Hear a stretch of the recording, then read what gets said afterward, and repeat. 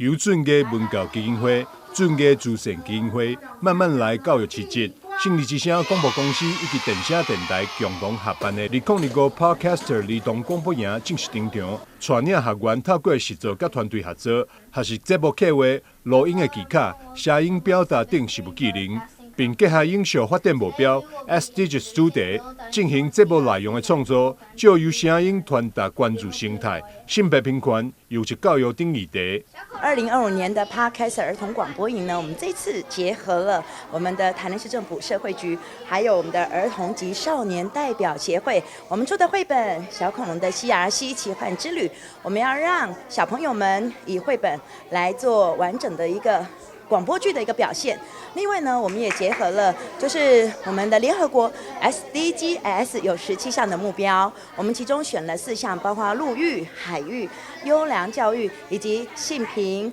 我们希望呢，让孩子能够做 podcast 的一个表现。所以呢，今年的儿童广播营跟往年又不一样，增多了很多的元素，也欢迎大家继续支持我们。广播营也让小朋友亲自参与 podcast 节目制作，用声音来讲故事。透过团体合作，实践媒体素养和公民意识。让我们一起学习如何成为孩子们最坚强的后盾。透过这次儿童广播营队中，学习到如何正确的发音与如何正确的表达，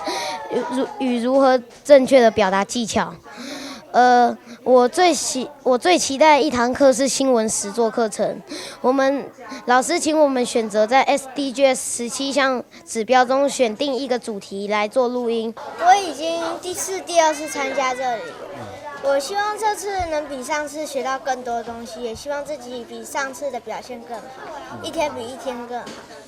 那有没有很期待说可以再来参加一次这样？我希望就是有机会都可以来。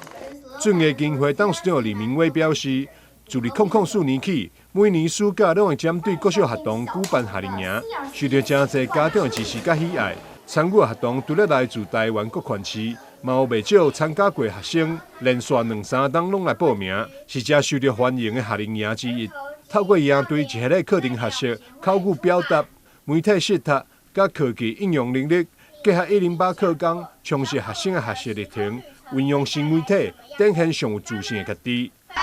童广播营 Podcaster， 电视新闻张秀仪采访报道。